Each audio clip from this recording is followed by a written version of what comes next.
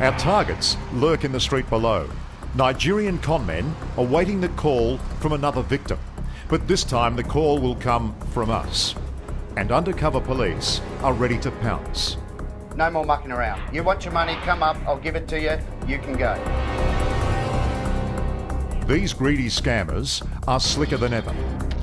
To better hide their tracks, they've spread from Nigeria to become a global pandemic.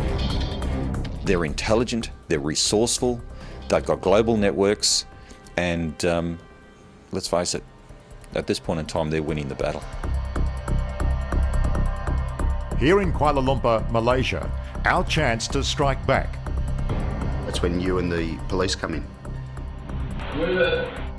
On behalf of the 10,000 Australians who, despite all the publicity, still hand over a total of $10 million to these shysters every single month. You count? Hi, good afternoon. Yeah, we're from 60 Minutes Australia and you seem to be in a lot of trouble. They're the lowest of the low. They're absolute scumbags and they're a poor excuse for a con man.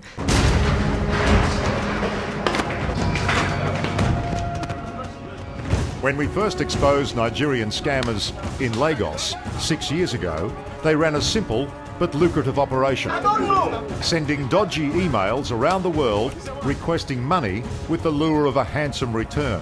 Sit down! Sit down! But the swindlers have a new shtick. They've moved onto dating sites, and the cruel hook they use is the promise of love. I suppose he absolutely had me by my heart. This guy was just telling me everything that I wanted to know. He was saying everything he knew you wanted to hear. Everything I wanted to hear, yeah. He was making me feel as if I was worth a person.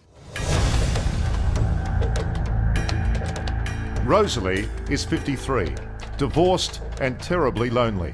For romance scammers, the perfect mark.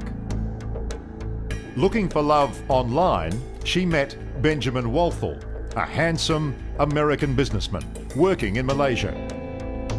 Ben wooed her for hours at a time. He even sent flowers.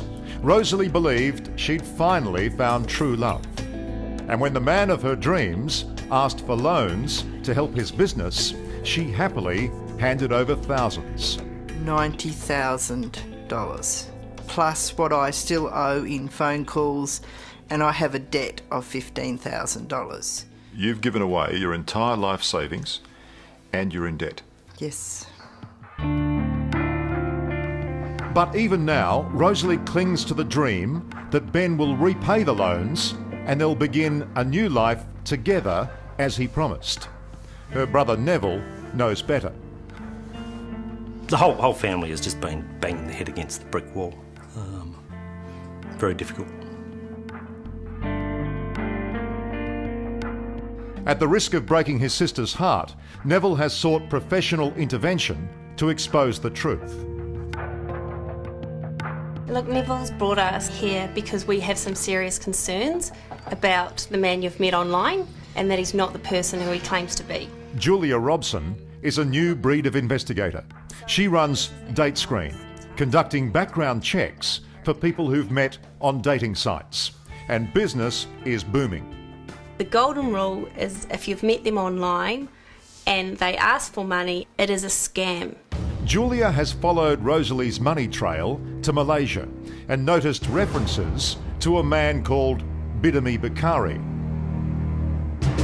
Bidemi, his name came up on documents that Rosalie was sending via Western Union.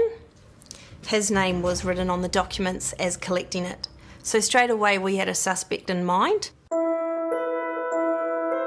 And sure enough, Rosalie's white, middle-aged Lothario, Benjamin Walthall, is a fake. This is the man who's really been romancing her, Bidemi Bakari. His Facebook page reveals a champagne lifestyle in Kuala Lumpur, funded by the money he's swindled from Rosalie and countless other women. We'll find him, we'll track him down, and we'll prove to you that this person you thought was Benjamin Walthall is really Bidemi.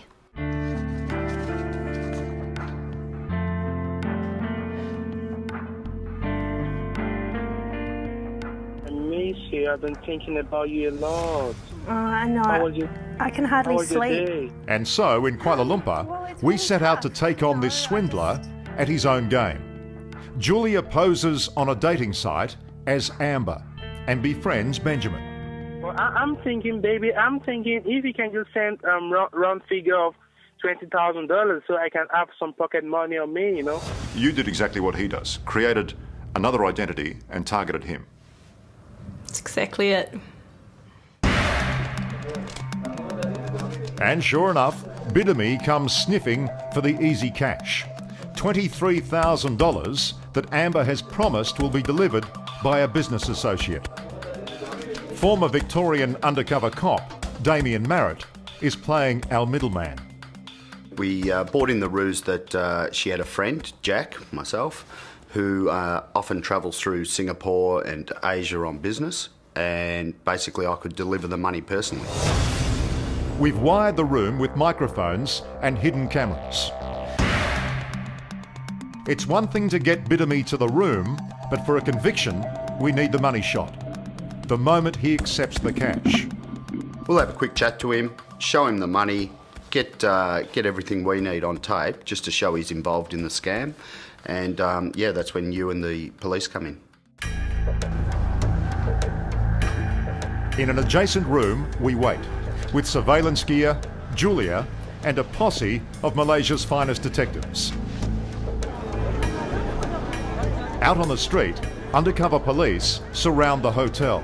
Sorry mate, 23,000, I don't know about money here. 23,000 is a lot of money. But after repeated phone calls, we fear Bidemi is getting cold feet.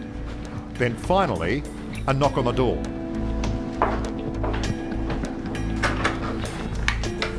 My name's Jack. So, who have I been talking to? Sit down.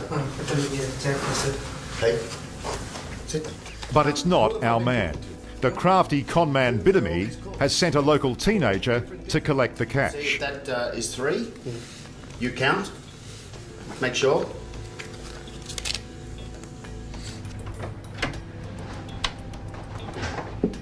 Oh, good afternoon. Yeah, we're from 60 Minutes Australia and you seem to be in a lot of trouble. It's a bust, but not our target. We want Bidemi. Ben, if you want your money, champ, listen, no more mucking around. You want your money, come up, I'll give it to you, you can go. So we take a gamble. We let the courier go, knowing he may run. But our hope is he'll lead us right to our main man.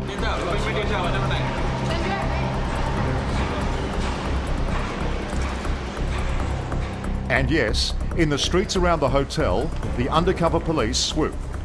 Bidemi and 5 accomplices nabbed.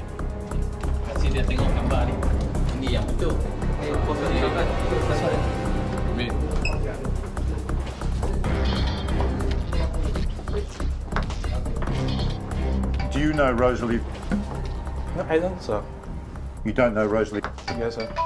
You don't? I do, sir. What have you done with the $53,000 that she gave you? You are the lowest form of a con man that I've ever met. The woman that I've spoken to, the pain and the destruction of their family that you have caused from this stupid little trick, all of you. Look at you.